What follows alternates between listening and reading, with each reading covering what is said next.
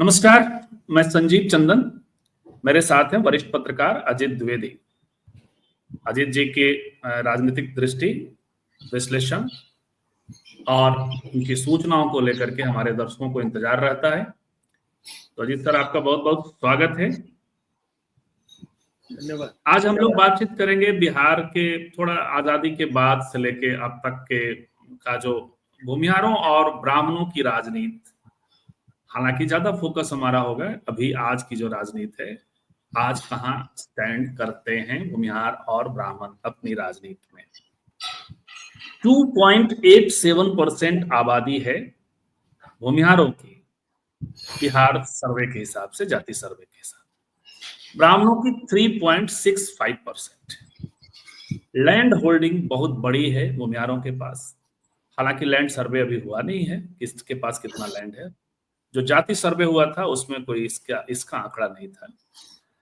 और ब्राह्मणों के पास भी एक साइजेबल, इसके अलावा कल्चरल वर्चस्व और दूसरी चीजें जरूर रही हैं। लेकिन इसके पहले कि हम इस विषय पर आए और थोड़ी सी अपनी बात करें और ज्यादा अजित सर को सुने, अजित द्विवेदी जी को सुने, एक मैं बार बार कह रहा हूं अपने हर कार्यक्रम में, मैं जरूर अपने साथियों से संबोधित हो रहा हूं और कह रहा हूं कि युद्ध अभी नहीं शुरू हुआ है। भारत सरकार ने भी अभी कोई ऑफिशियल युद्ध घोषित नहीं किया है, पाकिस्तान ने भी नहीं किया है। लेकिन थोड़े जो कुछ ड्रोन हमलों की खबरें आ रही हैं कुछ दोनों तरफ से, उसके लिए आप भारतीय मीडिया पर तो बिल्कुल यकीन मत करिए। मैं बहुत रिस्पॉन्सिबिलिटी के साथ कह रहा हूं, कल का जो व्यवहार रहा है रात का, उस हिसाब से कह रहा हूं, किसी भी कथित नेशनल चैनल्स पे आप मत विश्वास करिए। आप भारत सरकार के का जो विज्ञप्तियां आ रही हैं, भारत सरकार के ट्विटर पे जाइए।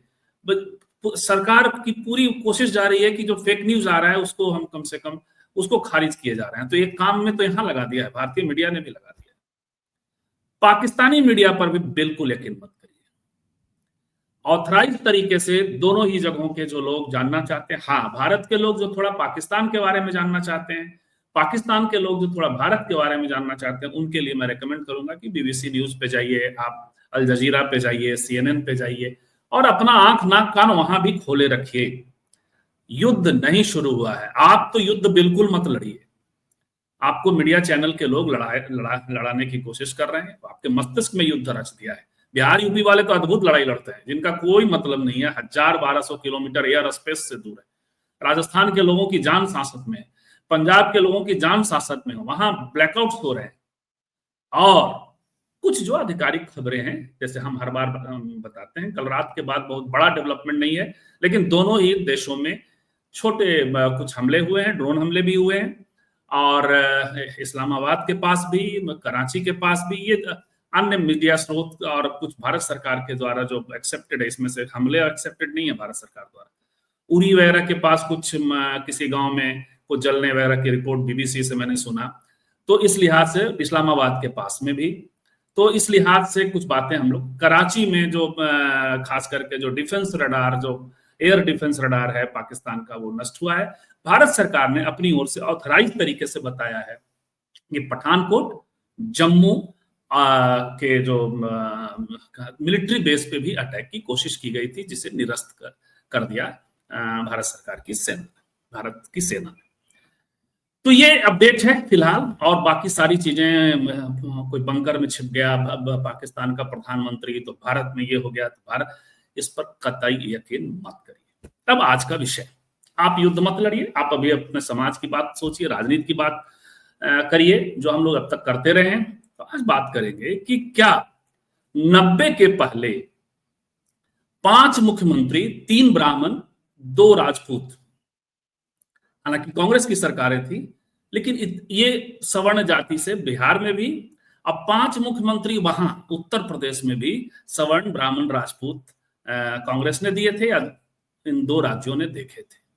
बिहार में 90s में, 90 के एग्जैक्ट 90 में जब लालू जी की सरकार बनी, और उसके बाद अभी 2025 तक लालू नीतीश सरकार कह सकते हैं, तब से एक खास किस्म से बहुजन स्पेस क्रिएट हुआ राजनीति में। और जो भूमिहारों की, हालांकि इनकी संख्या कम रही है, लेकिन और ब्राह्मणों की इनकी संख्या कम रही है, लेकिन इनका जो एक नेतृत्व होता था सभी पार्टियों में, सोशलिस्ट थे, कांग्रेसी थे, कम्युनिस्ट थे। आज भी कम्युनिस्ट पार्टियों में ज्यादातर चेहरे अभी अपर कास्ट और भूमिहार और ब्राह्मण चेहरे दिखाई पड़ते हैं। भूमिहारों के लिए कहा जाता है कि भूमिहारों की सत्ता रही है, वो बहुत बड़ा सच नहीं है। श्री कृष्ण सिंह बड़े लंबे दौर तक जरूर बिहार के पहले प्रधानमंत्री भी रहे थे। वो बिहार आजादी के पहले मुख्यमंत्री को प्रधानमंत्री कहते थे, तो प्रधानमंत्री से लेकर मुख्यमंत्री तक रहे। सोशलिस्ट पार्टी से महेश सिंह जरूर नेता प्रतिपक्ष हुए थे। इसके अलावा भूमिहारों के बहुत मतलब मुख्यमंत्री तो कम से कम नहीं हुए हैं। बाकी चीजें हम अजीत सर से सुनेंगे। कुछ कद्दावर चेहरे बीजेपी में भी, कुछ कद्दावर चेहरे सोशलिस्ट भी। लेकिन अब इन 35 सालों में भूमिहार कहाँ हैं, ब्राह्मण कहाँ हैं, इस पर बात करेंगे। और पिछला जो लोकसभा चुनाव था उसमें बहुत जगहों पर भूमिहारों की नाराजगी भारतीय जनता पार्टी से, हालांकि कहा जाता है कि भूमिहार और ब्राह्मण भारतीय जनता पार्टी से जुड़े हुए हैं, लेकिन भारतीय जनता पार्टी और एनडीए से सुनने में आई थी, देखने में भी आई थी, वोट में भी दिखा। उस पर भी बात करेंगे कि क्या अपनी राजनीति तलाश रहे हैं भूमिहार और ब्राह्मण और क्या तलाश पाएंगे। अजीत सर एक बार फिर से स्वागत है। एक छोटी टिप्पणी युद्ध पर आप भी कर दें, उसके बाद हम लोग मूल सवाल पर आते हैं।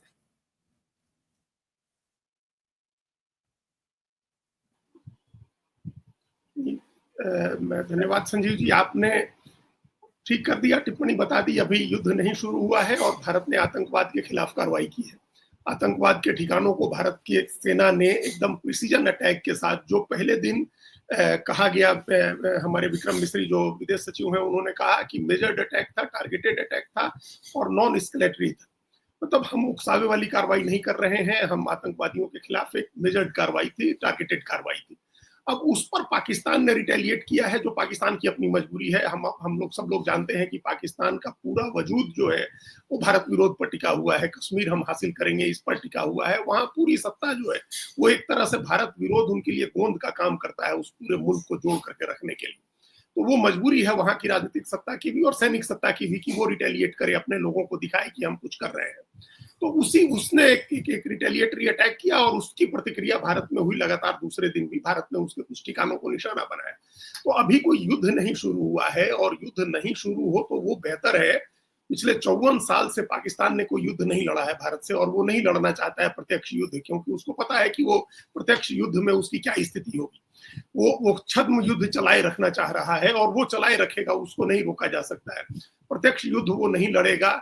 और दो परमाणु शक्ति संपन्न देशों, हमको याद नहीं आ रहा है संजीव जी की हाल के समय में कभी परमाणु शक्ति संपन्न देशों के बीच युद्ध हुआ हो।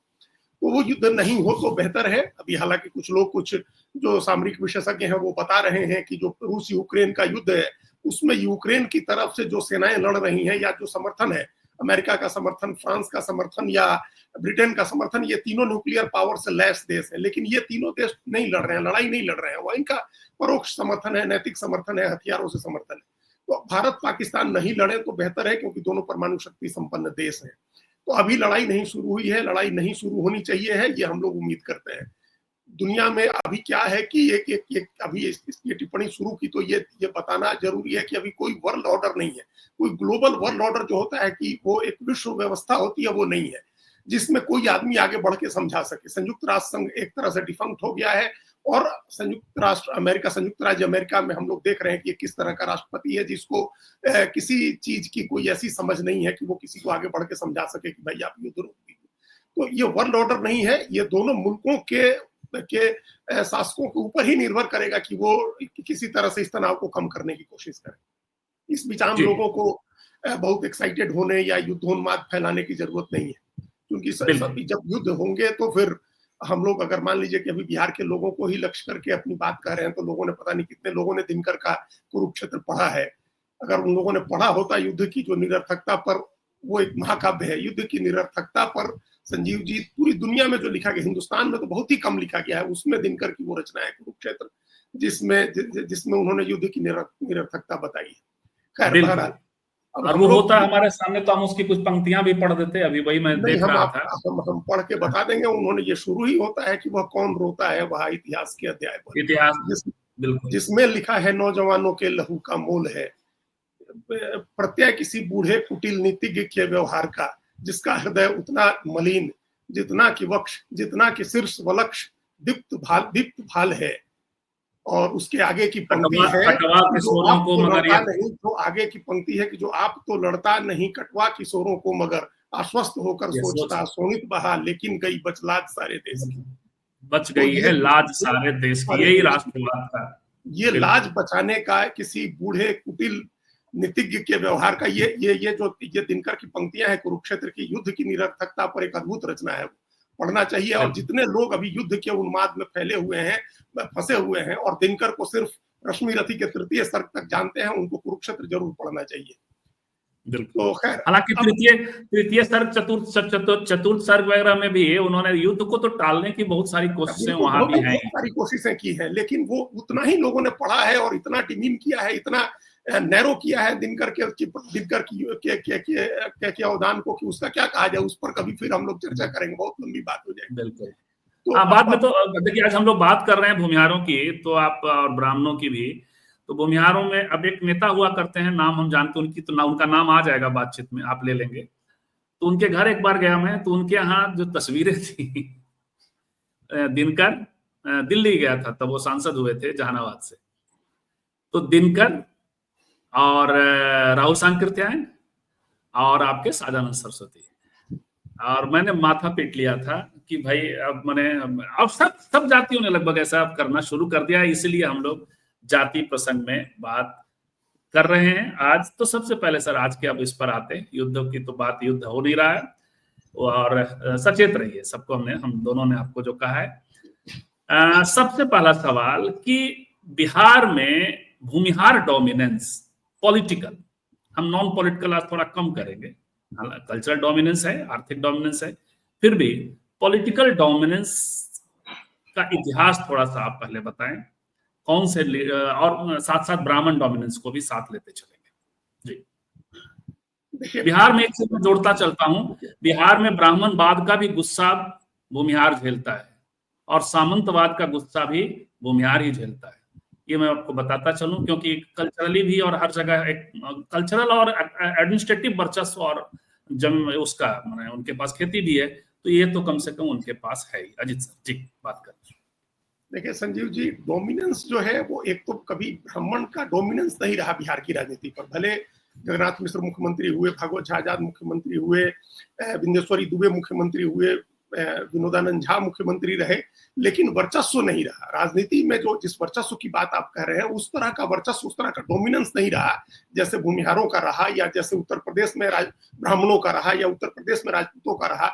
उस तरह का वर्चस्व बिहार की पॉलिटिक्स में ब्राह्मणों का नहीं रहा, मुख्यमंत्री होने के बावजूद। और आजादी के बाद से लगातार कई दशक तक मुख्यमंत्री नहीं होने के बावजूद राजपूतों का जैसा डोमिनेंस रहा, वैसा ब्राह्मणों का नहीं रहा। एक डोमिनेंस रहा भूमिहारों का और राजपूतों का।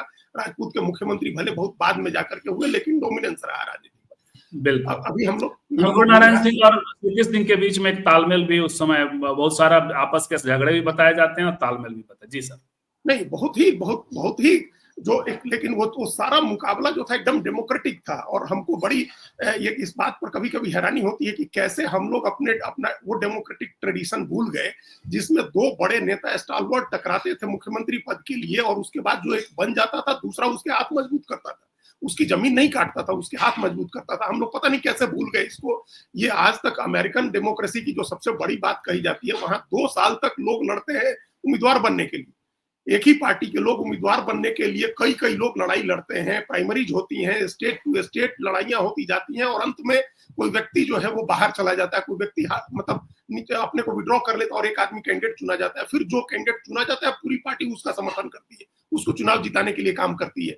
तो ये ट्रेडिशनल हम लोग के यहाँ आजादी के पहले था, जब हम लोग सुनते थे कि ये मतलब श्री बाबू और अनुग्रह बाबू के बीच में मुख्यमंत्री पद के लिए मुकाबला हुआ। और हमको ये अभी हाल में ही, कई बार पहले भी हमको पता था, लेकिन अभी हाल में हम औरंगाबाद थे, वहाँ एक अच्छे कॉलेज के प्रिंसिपल और डिपार्टमेंट हेड हिस्ट्री के होकर के रिटायर हुए विजय सिंह, वो मिले हमको सत्येंद्र नारायण सिन्हा पार्क में घूमते हुए। फिर उन्होंने कई कहानियां बताई, और वो बताने लगे कि 9 राजपूतों ने वोट किया अनुग्रह बाबू के खिलाफ।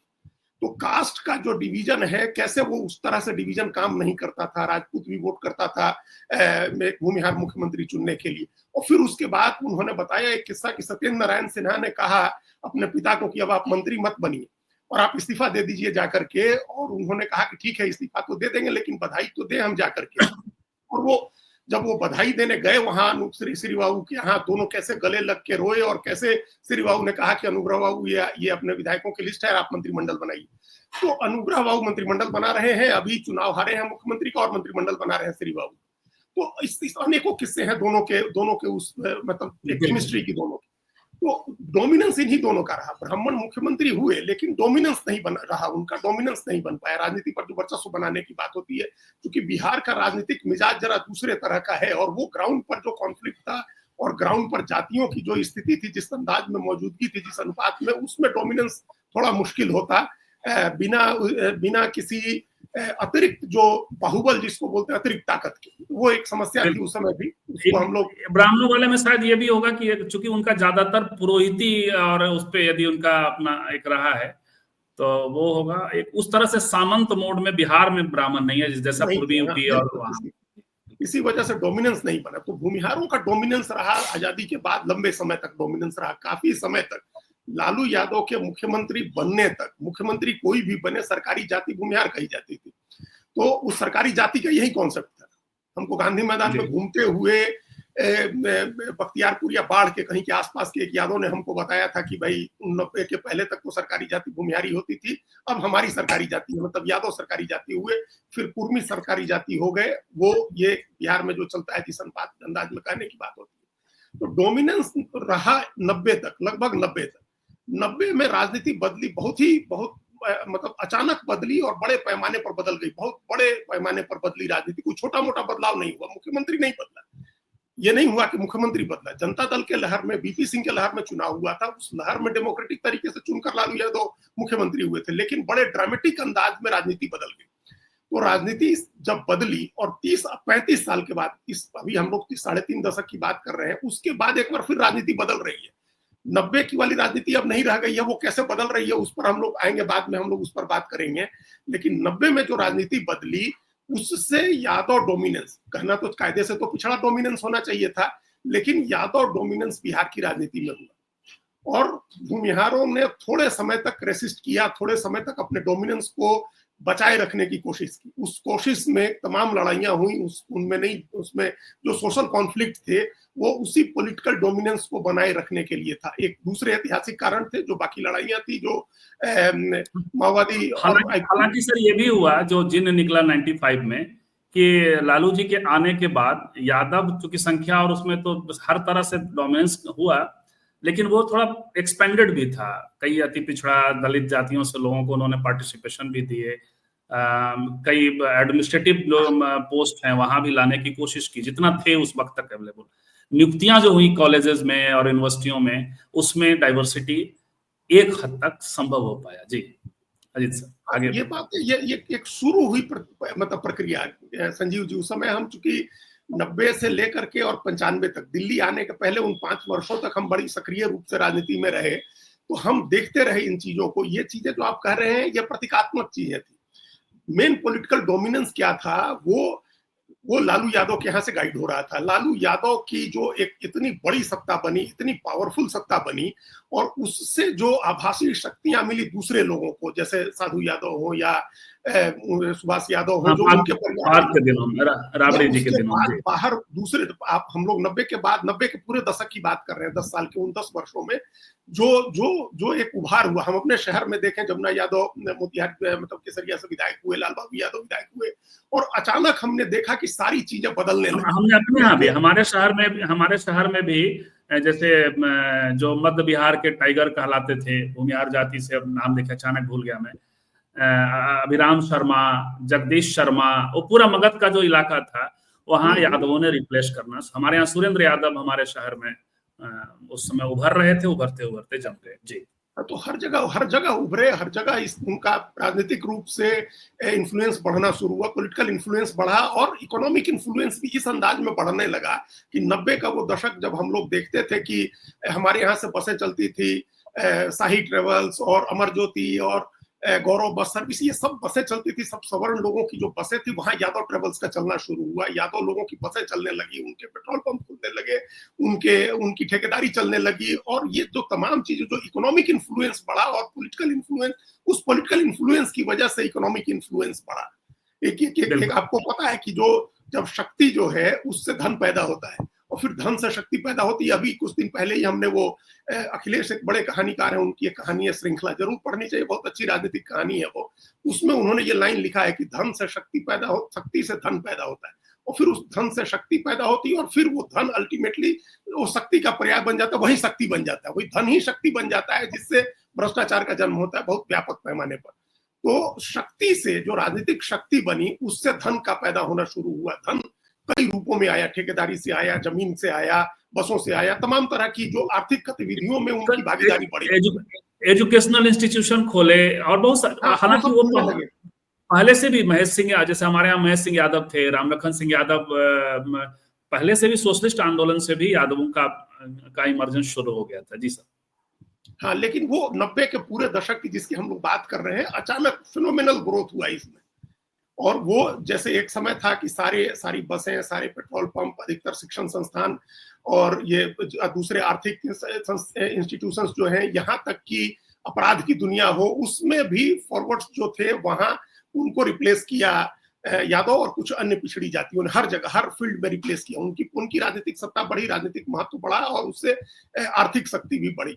ये पूरे उसके बाद ये स्टैब्लिश हो गई चीजें पहले की तरह। जैसे हमने कहा कि अगर छोटा मोटा बदलाव हुआ होता, सिर्फ मुख्यमंत्री बदला होता, तो फिर इतना बड़ा राजनीतिक बदलाव नहीं होता। लालू यादव मुख्यमंत्री बने थे और लालू यादव ने मुख्यमंत्री बनने के बाद उनको ये समझ में आ गया था कि इस मंडल की राजनीति, और समझ में स्वाभाविक रूप से भी कुछ चीजें हो रही थी कि मंडल की राजनीति को स्टैब्लिश करना है, उसको अस्थायी रूप देना है। उसी तरह जैसे आजादी के बाद से जो सवर्णों का राज है वो स्टैब्लिश था, उसको उसी तरह से ओबीसी का राज स्टैब्लिश करना है।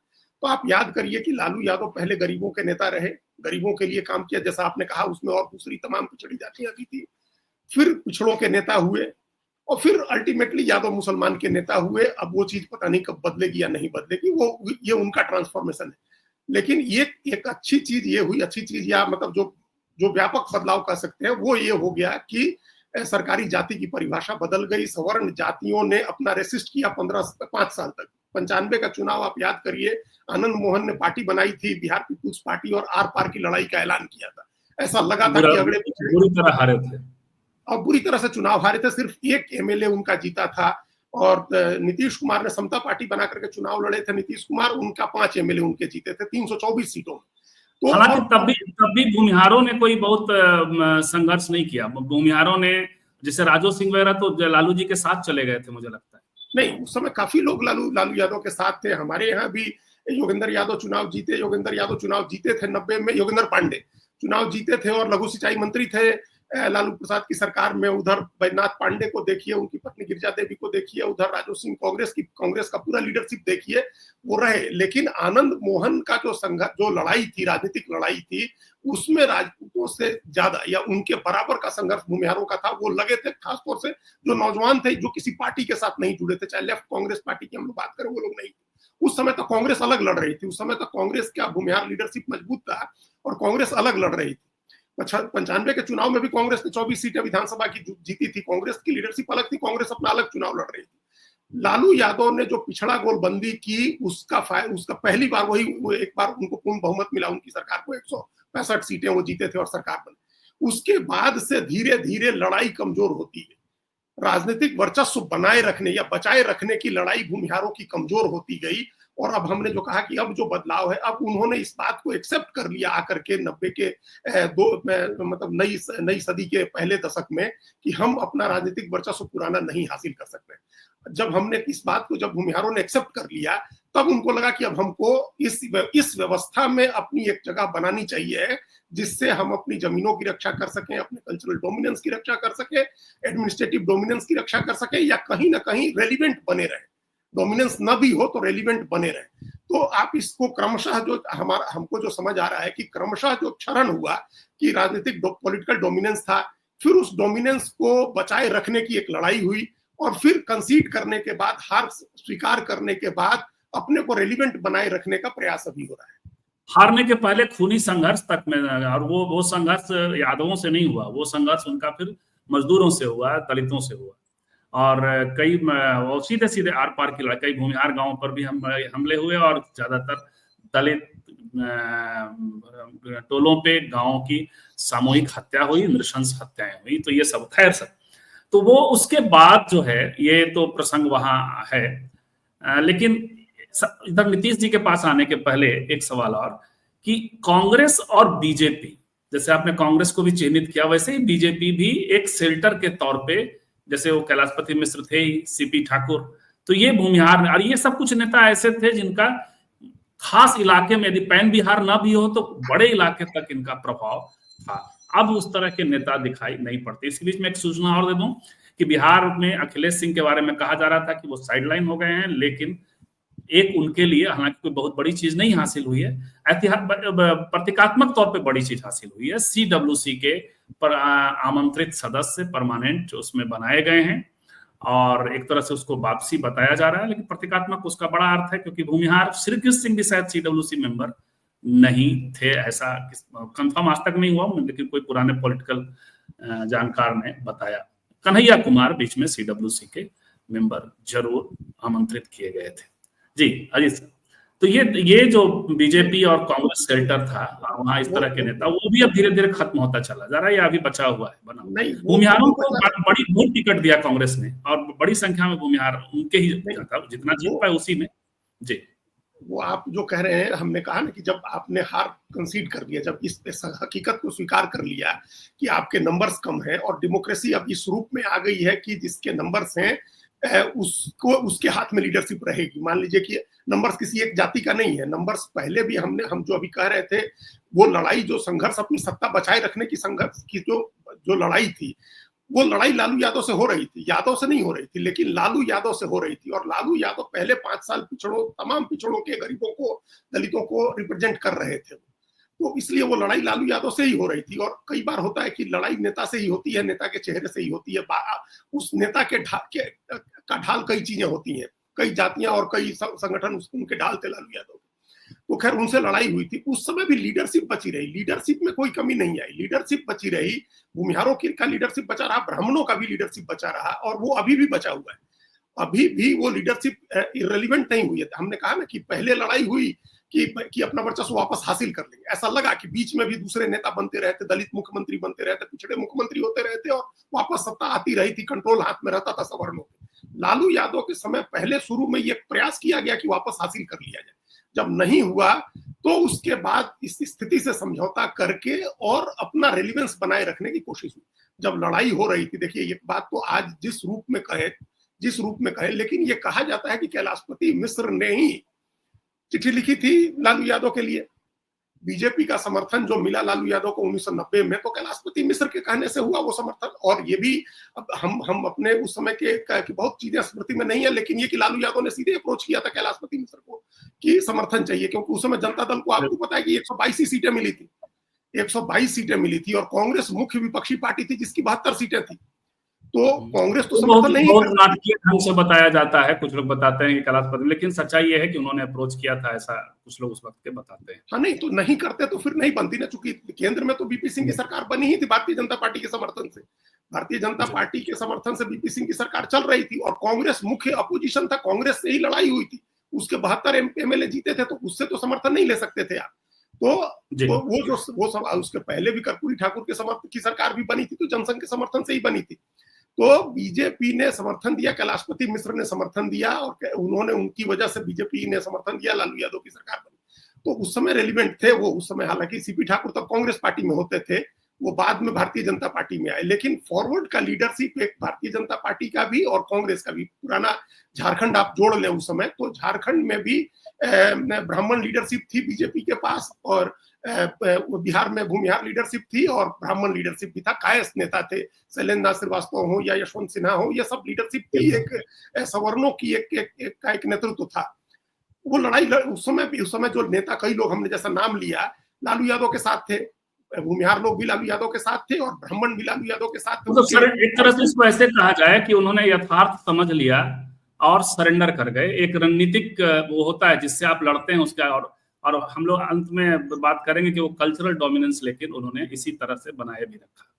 जी सर। नहीं, कहा तो ना ये कि उन्होंने सच्चाई स्वीकार कर ली कि अब हम नहीं बन सकते हैं नेता, लेकिन अपने अपने लीडरशिप की की प्रासंगिकता कैसे बनाए रखें, कैसे रेलिवेंट बनाए रखें अपने, ये प्रयास जब उन्होंने शुरू किया तो फिर नए सिरे से अलाइनमेंट पॉलिटिक्स में शुरू हुआ। हमने जो कहा कि अब जो राजनीति बदल रही है वो राजनीति इस तरह से बदल रही है। अब वो जो नया रीअलाइनमेंट हो रहा है, उस रीअलाइनमेंट की बात हम लोग करेंगे अभी इस 35 साल की आते हैं थोड़ा। अब हम लोग थोड़ा नीतीश जी की तरफ भी चलते हैं। जी हाँ। नहीं, लेकिन उस समय की जो लीडरशिप बची रही संजीव जी, वो लीडरशिप रही, कांग्रेस में भी रही, बीजेपी में भी रही। तमाम नेताओं के नाम आप ले सकते हैं। कम्युनिस्ट पार्टियों को भी कह लीजिए, जोड़ लीजिए सर। कम्युनिस्ट पार्टियां तो अभी भी लगभग भूमिहार डोमिनेंस की ज्यादातर कम्युनिस्ट पार्टियों में थे नेता में। हम लोगों ने देखा शत्रुघ्न बाबू इतने बड़े नेता होते थे, हमारे यहाँ कमला मित्र मधुकर एमपी होते थे, 4 बार एमपी रहे, पीताम्बर सिंह एमपी होते थे, अनेक एमएलए हुए। वो राजपूत, भूमिहार, ब्राह्मण, उनका वर्चस्व रहा, उसमें उस पार्टी पर कंट्रोल रहा। कांग्रेस में भी आप देखिए 3-4 अध्यक्ष तो हमको अभी ध्यान आ रहे हैं लालू यादव के डोमिनेंस के बाद, चाहे रामजतन सिन्हा का नाम ले लीजिए, अनिल शर्मा का नाम ले लीजिए, अखिलेश प्रसाद सिंह का नाम ले लीजिए। तो लीडरशिप अपना बनी रही सभी पार्टियों में, अलग अलग पार्टियों में लीडरशिप बनी रही। और अब जब ट्रांजिशन की बात करेंगे, जो दूसरे ट्रांजिशन की, जो अभी जिसकी बात हम कह रहे थे कि रीअलाइनमेंट की, उसमें आप अभी यहाँ से बात शुरू कर सकते हैं कि देखिए आरजेडी के पास एक राज्यसभा सदस्य भूमिहार है, एक राज्यसभा सदस्य ब्राह्मण है। तो ये जो अलाइनमेंट, और लालू यादव के भी दाहिने हाथ सबसे करीबी लोगों में एक रघुनाथ झा भी होते थे, जो उनके सबसे करीब होते थे। रघुवंश प्रसाद सिंह सबसे करीब होते थे, प्रभुनाथ सिंह होते थे, उनके पास जगदानंद सिंह है। बिल्कुल, बल्कि उनके मुख्यमंत्री बनने में रघुनाथ झा की भूमिका थी अलग से, वो जो चुनाव लड़ जाते हैं। नंदलाल यादव जो कह रहे हैं कि आप जिसे आज की समस्या या चर्चा का विषय मान रहे हैं वो ऐतिहासिक समस्या, नहीं, मैं तो और अजीत जी भी ऐतिहासिक समस्या का समाधान ही मानते हुए बात कर रहे हैं। हम लोग अभी एनालिसिस कर रहे हैं कि हुआ क्या। हमारे लिए तो वो भी समस्या है भाई कि भूमिहार नेता के घर पे, वो भी थोड़ा सोशलिस्ट भी, हर जगह घूम आए हैं, वो नाम आ जाएगा उनका चर्चा में ऐसे ही। तो उनके घर पे राहुल सांकृत्यायन दिख जाएं, सहजानंद सरस्वती दिख जाएं और दिनकर दिख जाएं, तो हमारे लिए तो वो भी समस्या ही है। लेकिन खैर, तो ये बात हुई। अब नीतीश जी के लिए उनके एक लेख में शायद कहते तो हैं, हमने वो लेख देखा नहीं है, लिख दिया उनके ही एक मित्र ने, और कि जो है पढ़ा लिखा कुर्मी भूमिहार हो जाता है। तो नीतीश जी ने उनको कहा कि क्या है ये। तो खैर, कम से कम हमको तो बख्श देते हैं, नीतीश कुमार भूमिहार नहीं हुआ है। लेकिन अजीत सर, कहा यह जाता है कि नीतीश जी के जरिए भूमिहारों ने अपना एक बेटर डोमिनेंस लाया। लेकिन फिर भी क्या उस तरह की लीडरशिप जो कांग्रेस के जरिए हम लोग जो अभी तक बात कर रहे थे, हालांकि ललन सिंह अभी हैं और दूसरे लोग, क्या उस तरह की लीडरशिप खड़ी हो पाई, या वो कल्चरल, एजुकेशनल और सोशल डोमिनेंस वापस आया? अजीत सर, डोमिनेंस नहीं, मतलब वही संघर्ष में बचने, जीवित रहने का प्रयास, डोमिनेंस उधर है कल्चरल। जी अजीत सर। हाँ, मतलब हमको ऐसा लगता है कि एक जब नीतीश कुमार मुख्यमंत्री बने, बीजेपी के समर्थन से उनकी सरकार बनी थी, तो बीजेपी उस समय तक, नरेंद्र मोदी और अमित शाह के आने के पहले तक, बीजेपी को तो बड़े स्वाभाविक रूप से ब्राह्मणों बनियों की पार्टी माना जाता था, और ब्राह्मणों का मतलब उसमें भूमिहार शामिल थे। तो वो एक उसकी राजनीति थी, और उसकी राजनीति का असर तो होगा ना नीतीश कुमार, चूंकि उसके साथ उसके बीजेपी के समर्थन से सरकार बना रहे थे, सरकार चला रहे थे। तो वो एक भूमिका होनी थी, एक महत्व होना था भूमिहारों का भी, ब्राह्मणों का भी उस पॉलिटिक्स में वो महत्व होना था। लेकिन बड़ी होशियारी से एक ये मिथक गढ़ा गया कि ताज कुर्मी को और राज भूमिहार को, मतलब ऐसा हमको कहीं ग्राउंड पर नहीं दिखा कि किस लिए, किस वजह से, कहाँ, किस बात का राज भूमिहार होगा। वो जैसे एडमिनिस्ट्रेटिव, एजुकेशनल, आप देखेंगे कहीं नहीं था ना। हम एपिसोड कुछ करने वाले हैं, नहीं, हमको दिखा नहीं, चूंकि हम ब्यूरोक्रेसी भी देख रहे हैं, कौन चीफ सेक्रेटरी हुआ, कौन डीजीपी हुआ, कौन, मतलब आज अगर छोड़ दीजिए एक आध और 20 साल में आप 2-4 एग्जांपल दे सकते हैं, तो ऐसा कहाँ दिखा कि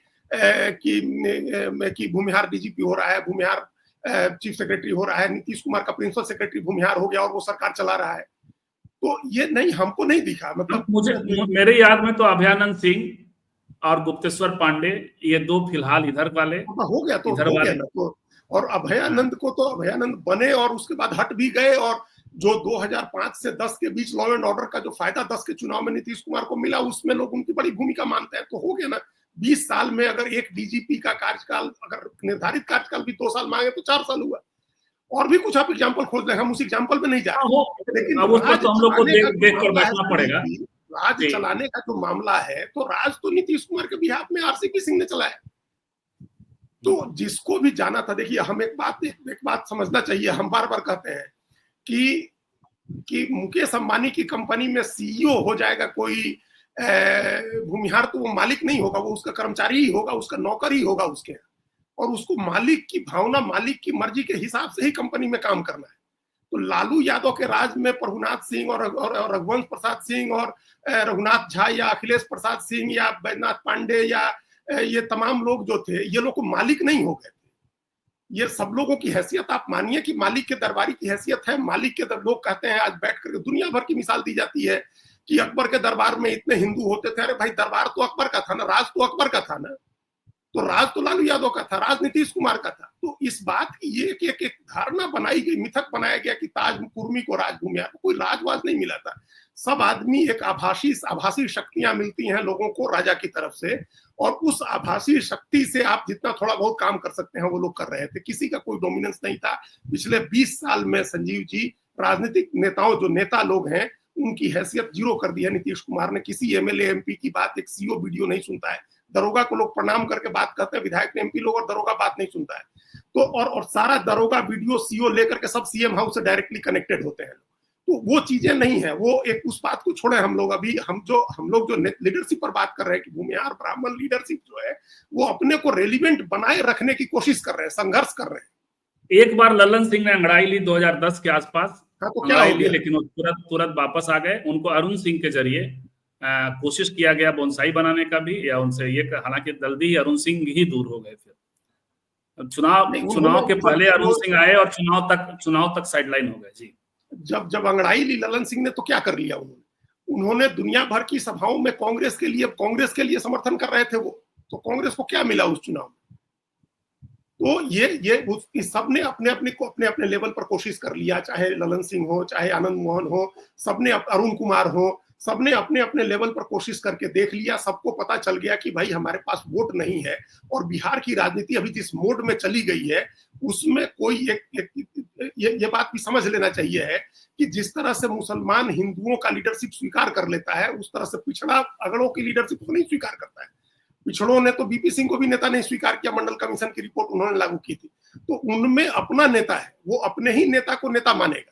इसलिए तमाम लोगों के प्रयास विफल हुए, चाहे आनंद मोहन हो, चाहे ललन सिंह हो, या कोई भी दूसरा भी प्रयास करेगा तो प्रयास कामयाब नहीं होगा। अभी जो लीडरशिप बची है, वो अपने दम पर कभी इधर जुड़ के, कभी उनके साथ जुड़ के, कभी उपेंद्र कुशवाहा के साथ जुड़ करके, एक बार अरुण कुमार एमपी हो गए, नीतीश कुमार के साथ जुड़े रह करके ललन सिंह एमपी हो रहे हैं, लालू यादव के समर्थन से कांग्रेस में रह के अखिलेश सिंह राज्यसभा में चले गए। तो ये सब लोग कहीं ना कहीं अपने को पोजीशन करते हैं। जो डोमिनेंट फोर्स है पॉलिटिक्स की, वो लालू यादव है, नीतीश कुमार है। उनके साथ कहीं ना कहीं आप अपने को अलाइन करेंगे, और अलाइन करके अपने लिए कोई पद हासिल कर लेंगे। भारतीय जनता पार्टी भी अब वही फोर्स है, एक फोर्स है, उसको भी बहुजन की राजनीति करनी है। वहां भी चाहे मंगल पांडे हो, चाहे राधा मोहन सिंह हो, या आप जिसका नाम लीजिए, ये सब लोग अपने को लीडरशिप के साथ अलाइन करके वहां से कुछ ताकत हासिल कर रहे हैं, अपने को रेलिवेंट बनाए रखने के लिए। तो ये लीडरशिप तो आप समझ लीजिए कि रहेगी। आपका जो हेडिंग है, उसके दो पहलू हैं, समाप्त नहीं हुआ है, लेकिन ये मुरझाया हुआ रहेगा, हमेशा इसी तरह से रहेगा, इसी रूप में रहेगा। बिल्कुल। और उसकी सबसे बड़ी वजह है कि आप जब आपका ये होता है, मतलब परसेंटेज जो हमने शुरू में ही बता दिया था, भूमिहार 2.87% और ब्राह्मण 3.65%, बहुमत आधारित लोकतंत्र है। तो आपका, और इसीलिए जो महेश जी कह रहे हैं उससे हम लोग भी सहमत हैं कि ये समस्या नहीं, समाधान है। उनके लिए भी समाधान ही है जो।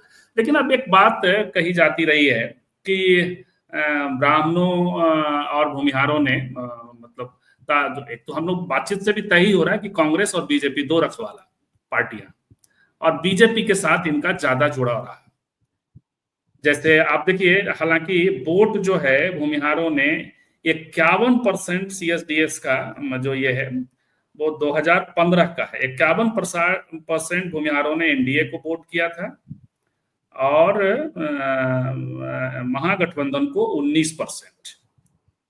26% अदर्स को किया था, और ब्राह्मणों ने 52% किया था महागठबंधन को, और सॉरी एनडीए को, और महागठबंधन को 15% किया था। यूपी वाली तस्वीर यहाँ फिर भी नहीं रही है कि वो उस तरह से, लेकिन 2024 में आमतौर पे, मैं इतना नजदीक से चुनाव को कवर करते हुए बिहार में 2024 को ही देख रहा था, तो कई जगहों पे भूमिहार अंगड़ाई ले रहे थे, एंटी एनडीए, एंटी बीजेपी, और उनका ये लॉजिक था कि हमारी बड़ी उपेक्षा हो रही है। कैसे देखते हैं सर इसको? आपने भी देखा होगा जहानाबाद। हमने देखा संजीव जी, और ये इसी बदलाव की बात हम कर रहे थे कि जो दूसरा बदलाव है, दूसरा ट्रांजिशन है। पहला ट्रांजिशन जब आपने अपना डोमिनेंस बचाए रखने की कोशिश की, कामयाबी नहीं मिली, आपने कंसीड किया और आप एक तरह से उसको अपने को रेलिवेंट बनाए रखने की कोशिश करने लगे, और पूरी तरह से आप बीजेपी के साथ चले गए, बंधुआ हो गए भारतीय जनता पार्टी के और नीतीश कुमार के भी, मतलब एनडीए के बंधुआ हो गए। आपको लगा कि लालू यादव का जवाब देने के लिए हमको पूरी ताकत एनडीए के पीछे लगानी है। अब एनडीए से भी मोह भंग है, पूरी तरह से तो नहीं, लेकिन एनडीए से भी मोह भंग है, क्योंकि वहां भी लीडरशिप आपकी वही है जो लालू यादव की यहाँ आपको लगा कि जो महागठबंधन में लीडरशिप है वही एनडीए में भी लीडरशिप है। तो फिर हम क्यों बंधुआ बन के रहे? फिर जो टैक्टिकल लाइन लेने की बात होती है कि टैक्टिकल लाइन लेने की बात, अब टैक्टिकल लाइन ले रहे हैं फॉरवर्ड लोग, भूमिहार और ब्राह्मण। कायस्थ का तो टैक्टिकल लाइन की बात नहीं कर सकते हैं, मोटे तौर पर वो रहते हैं बीजेपी के साथ, और राजपूत पहले ही ये टैक्टिकल लाइन ले चुका है। और वो टैक्टिकल लाइन राजपूत की इसलिए थी क्योंकि एक ऐतिहासिक कारणों से ये कहा जाता था कि जिधर भूमिहार जाएंगे उसके उलट राजपूत जाएंगे। तो मान लीजिए भूमिहार अगर पहले एनडीए की तरफ गया तो राजपूत का रुझान आरजेडी और कांग्रेस की तरफ, आरजेडी की तरफ, एंटी बीजेपी बिहार में रहा। अब हर जाति टैक्टिकल लाइन पर काम कर रही है कि जो पार्टी हमारे कैंडिडेट को वोट टिकट देगी हम उसको वोट करेंगे। अब ये कोई नीतीश, अब लालू यादव, तेजस्वी यादव से कोई वैर नहीं है, कोई ऐसी लड़ाई नहीं है।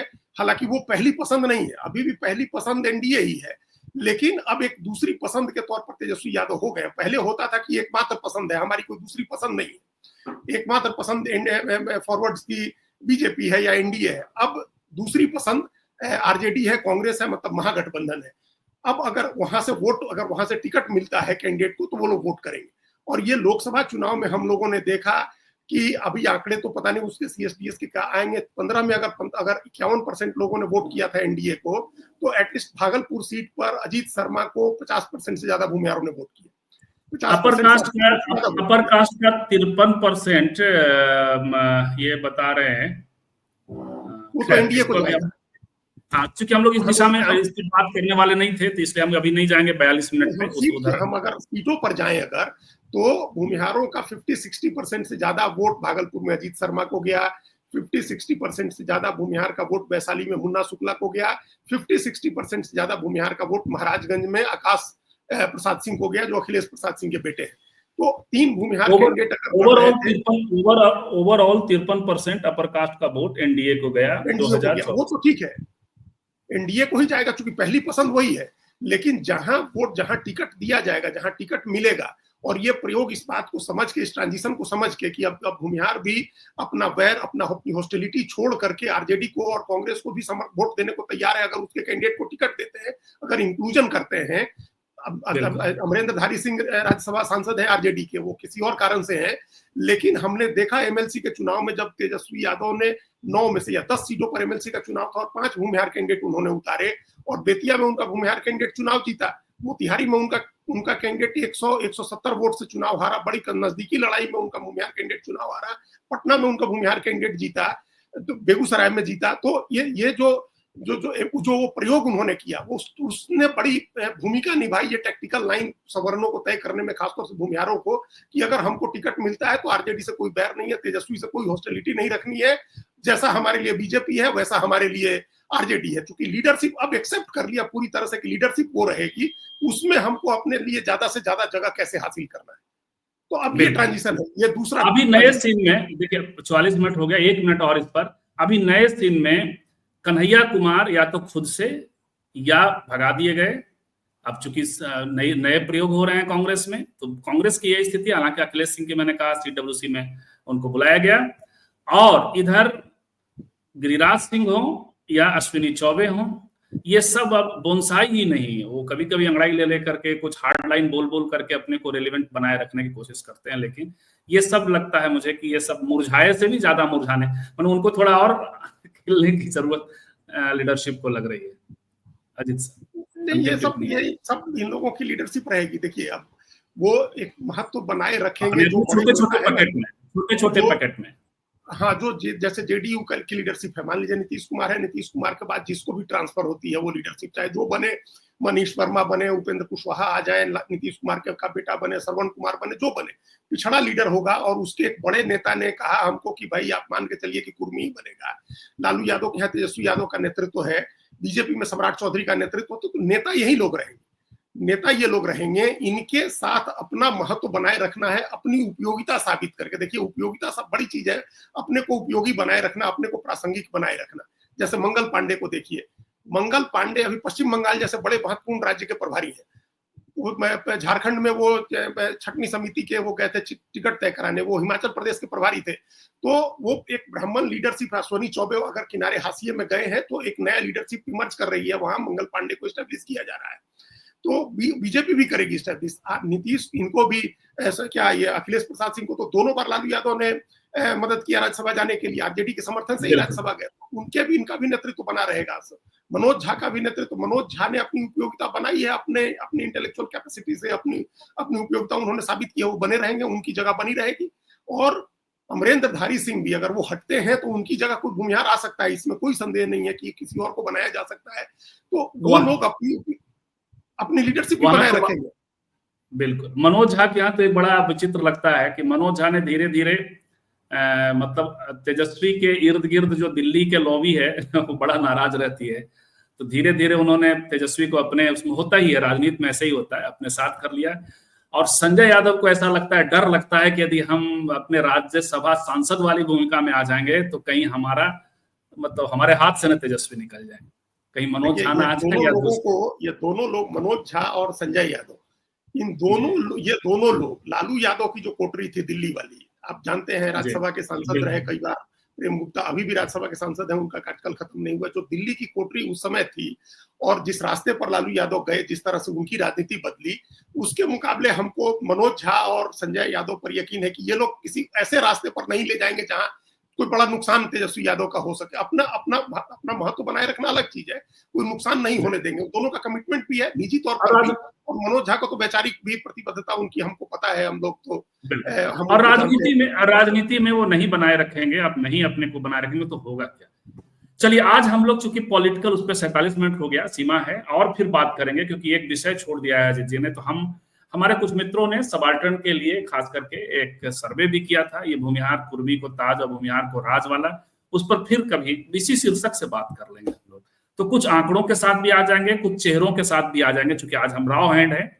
और एक बात तो कम से कम है ही कि ये चीजें पटना से क्रिएट हुआ होगा, ये नारा पटना में अभी भी, चाहे पत्रकारिता का क्षेत्र हो, साहित्य का क्षेत्र हो, संस्कृति का क्षेत्र हो, ये जितना वहां अभी अपर कास्ट वर्चस्व बना हुआ है और अपर कास्ट का पूरा नेतृत्व अभी भूमिहारों के ही हाथ में है। तो शायद ये भी वजह रही होगी। अफसरों के लिहाज से भी हम लोग ये सारी बातचीत अब एक बार और हमें लगता है कि करनी ही पड़ेगी, कुर्मी को ताज और भूमिहार को राज, इसी शीर्षक से कर लेंगे कभी। अजीत सर, बहुत बहुत धन्यवाद। चूंकि अब आगे बात चलेगी तो फिर चलती चले। देखिए, 2.5% और 3.5% वाले ने आज 50 मिनट हम लोगों को बैठा दिया, 14% वाला फिर, तो इस हिसाब से तो हम लोग को 1.5 घंटा बैठना पड़ेगा। नहीं, 14% वाले की बात तो 1 मिनट में निपट जाएगी। संजीव जी की उसका राज है, वो राजा है। अब उसमें क्या है, राजा है, उसके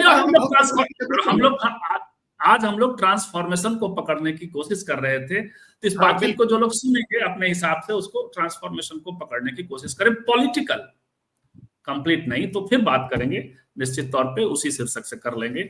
आपका भी बहुत बहुत धन्यवाद, और बहुत सारे साथी जो कमेंट कर रहे थे उनका भी धन्यवाद। कुछ अलग अलग भी कमेंट हैं, जैसे कल जो सामने आया है कोविड में मरने वालों की संख्या, उसको लेकर के ड्राइंग में मोयर का है, बरसाती लाल वर्मा है, मान बहादुर यादव हैं, आप सब का, अजय मिश्रा, और भी बहुत से लोग, अब नाम लेने में हम लोग 50 मिनट हो चुके हैं, महेश जी हैं, सबका भी बहुत बहुत धन्यवाद। फिर मिलते हैं शाम में 4:30 बजे, रात को रिवर्स टॉक में। नमस्कार।